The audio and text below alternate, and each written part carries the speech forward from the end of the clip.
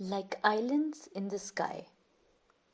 All of us are quite familiar with the term islands, aren't we? Islands are always defined as a piece of land surrounded by water. Well, what we call isolated mountains that are surrounded by lowlands. Aren't those islands too? Of course they are, and we ecologists call them sky islands. Sky islands remain isolated from the rest of the land surrounding them. These isolated mountains are home to many endemic plants and animals. The Chiricahua Mountains in Arizona, USA, are the best known example of sky islands. But do we have sky islands in India? Yes, we do. The southern western Ghats in India are recognized as sky islands. Let's get to know these exquisite and unique ecosystems. As a part of my work, I got a chance to work on the shola grasslands in the Nilgiris. We traveled all the way from Bengaluru to the Nilgiris. The journey was intense. Traveling all the way through Bandipur Tiger Reserve, one could see patches of humongous eucalyptus trees, Cestrum aurantium flowers on road edges. Don't fall for the beauty. These are exotic invasives of the Nilgiris.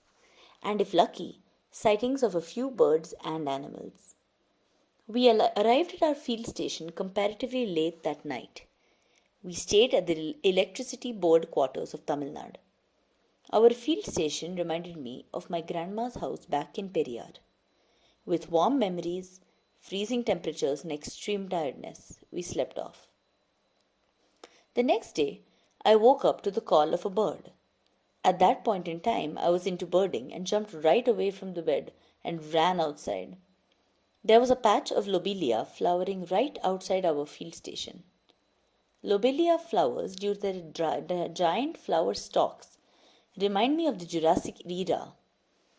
There were a bunch of angry looking birds with white brows feasting on these flowers. They made weird calls that sounded as though they were mocking us. That was my first encounter with the Nilgiri laughing thrush. The Nilgiri laughing thrush is a shy bird, endemic to the Nilgiris and typically seen in high elevation sholas. Like I mentioned earlier, they are irritable looking, reddish brown and olive green in color, and their white brows lend them a permanently annoyed look. I enjoyed the sunrise from the blue hills. The hills here are bluish because most of the hills in the Nilgiris are plantations of blue gum, a variety of eucalyptus. I could also see Nilgiri langurs hopping on the eucalyptus trees. I decided to go for a quick walk to spot birds since there was time to spare. A blackbird flew over me and sat on the electric wire. I assumed he was lonely. With the help of a bird identifying app called Merlin, I figured out that he was actually a square-tailed bulbul, an attractive bird with a grayish-black body and a bright red bill and eyes. He also had a distinguished spiky black crown. I also spotted a couple of other birds, including the gray-headed canary flycatcher, the black and orange flycatcher, the common rosefinch, and the jungle fowl, among others. After the birding session, all of us gathered in the kitchen, sipping hot tea and warming up our bodies. Kamalanna, our field assistant, pointed out a bird call and asked us, "What bird is that? It sings every morning." I listened carefully to the sweet melody and then stepped out of the kitchen to see the artist. There she stood on the ground, singing. I must say it was more of a whistling than singing, and it suddenly struck me that I was in the presence of the most awaited celebrity of the sholas, the Nilgiri Sholakili. The Sholakili is plum colored, with dark blue feathers and a white and brown underparts. This bird too looks annoyed, shy in nature and dwelling in the understories of the sholas.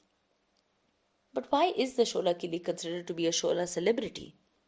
Well, it's endangered and highly restricted in its distribution, seen only in the sholas at an elevation of 900 to 2100 meters.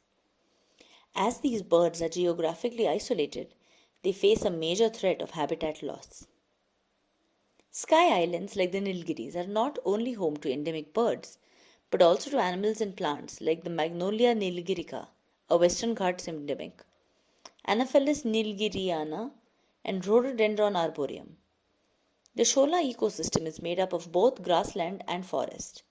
In the spring, the grasslands are awakened by entrancing flowers that paint the valleys with a riot of colors. The Shola Sky Islands of the Nilgiris have a lot of stories to tell you. Stories of the people, the researchers, the diverse inhabitants of this land, and how humans have threatened her over the past years. It is always our responsibility to save these unique patches of sky islands. My 10 days of journeying through the Nilgiris ended sooner than I had imagined. We waved goodbye to the sholas and carried the memories given to us by the landscape, along with a few grass samples for analysis, because that was the purpose of the visit after all.